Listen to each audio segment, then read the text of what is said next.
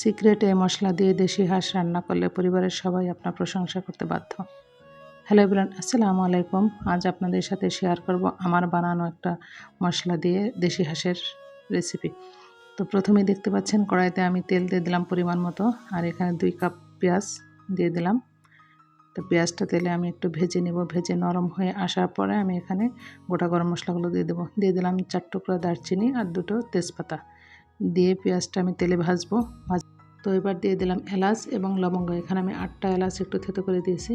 দেওয়ার পরে একটু নেড়ে নেওয়ার পরে এখন যেটা করলাম আমি, এখানে আমার বড় একটা মিস্টেক হয়ে গেছে। আমি যখন মশলাগুলো দিয়েছিলাম বাটা মশলা, আনফরচুনেট ক্যামেরা আমার অফ ছিল।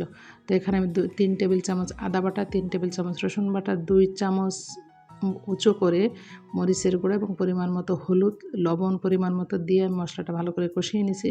আর ওর সাথে আমি দিয়েছিলাম 2 চামচ জিরে বাটা। তো দেওয়ার পরে মশলাটা কষিয়ে গোশগুলো আমি আগে হাঁসের গোশটা ধুয়ে পরিষ্কার করে পানি ঝরিয়ে নিয়েছিলাম।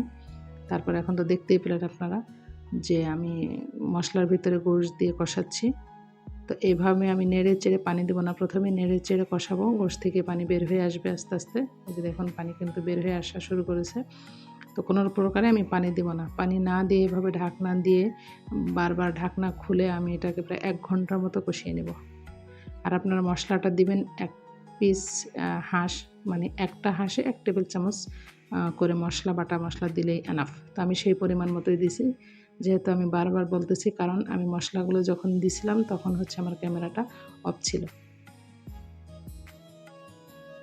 তো এই তো আমি বারবার ঢাকনা খুলে নেড়ে চেড়ে দিচ্ছিলাম, কারণ যাতে নিচে লেগে না যায়।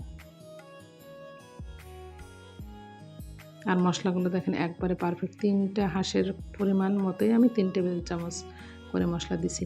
আর এখন যেটা দিলাম এটা হচ্ছে কাঁচামরিচ। এখানে 7-8টা কাঁচামরিচ আমি দিয়ে দিলাম। দিয়ে আবার ঢাকনা দিয়ে আমি কষিয়ে নিয়েছি প্রায় 7-8 মিনিট। এরপরে হচ্ছে এখন যেটা দেখছেন এটা হচ্ছে নারকেল, ডাব নারকেল। আমি প্রথম বরাবরই নারকেল দুধ দিয়ে রান্না করে, আজকে আমি ডাব নারকেল পেস্ট করে দিছি। তো দেওয়ার পরে গোটা একটা নারকেল এখানে আমি দিছি পেস্ট করে। তো নারকেল পেস্ট দেওয়ার পরে আবার 5-7 মিনিট আমি এভাবে কষিয়ে নিয়েছি। নিয়ে এখন আমি গরম পানি দেবো। এখানে অবশ্যই গরম পানি দেওয়ার ট্রাই করবেন। ঠান্ডা পানি দিলে তরকারির কালারটাও তেমন ভালো আসে না, টেস্টটাও আমার কাছে মনে হয় না যে ভালো আসে।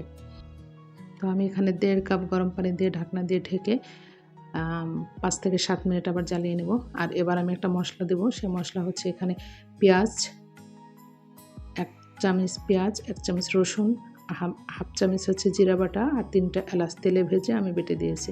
তো এই মশলা দিয়ে যদি হাঁসের গোশ রান্না করেন অনেক মজার হয়। আশা করি রেসিপিটি ভালো লেগেছে। তো ভালো থাকবেন সবাই। আল্লাহ হাফেজ।